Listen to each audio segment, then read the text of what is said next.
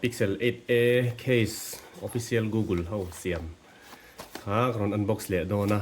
Flipkart open box delivery นี่วางคานินลายจินหินจินหงต่อมอนเจกับวางคานจู่ๆที่เฮียนเราเนี่ยตาPixel 8a case มอนุ่งละมา Team Pixel อันเดียกันห้องชินัง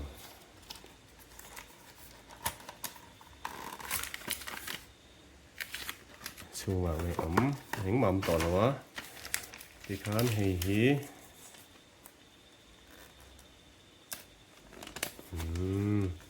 Pixel 8a case ชูแล้วนี่ตานี่ให้มีก็เลยฮี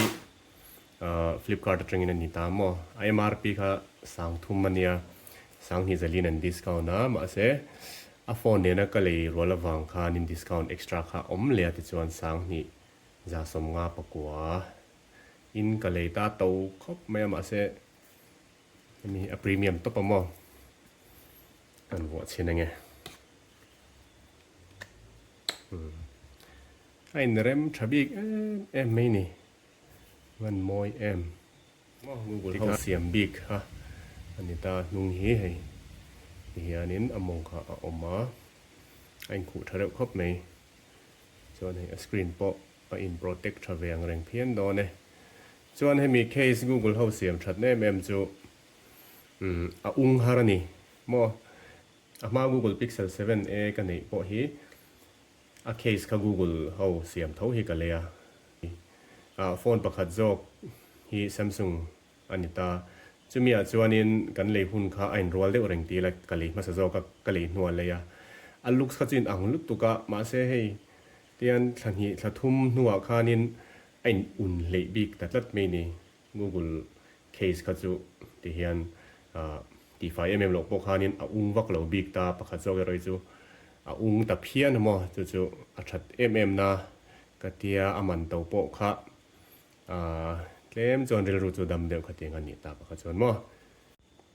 เคสิเตียงกันจูลกวาลเวลสินะมั้งให้Pixel 7a case ไอคานินกริปฮีฉลาดเดียวกันก็เสีย 7a case ค่ะกริปค่ะชัดตบปะมั้ง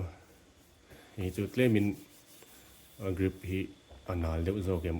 ขัดที่นี่ 7a ไอทานมั้งมาเสียให้ทาร์วังเงี้ย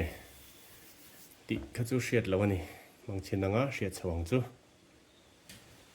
โฟนเห็น tempered glass วัวนูคานินให้cover เฮียนินคู่พัดตัดจีเราเดียวมอ tempered glass คารุนปองจกตัวเหตุที่คู่บจงดาชินคานินtempered glass คานจุกสิตามอขัดคานินขัดตาค่ะtempered glass วัวนัวจวนcover ฮิดูไอจวนินเหตุไลอาศีรอัตลางฮีอารอนคู่ทุยเหล่ามะดีเทลไหม Pixel 8a official case by Google อันนี้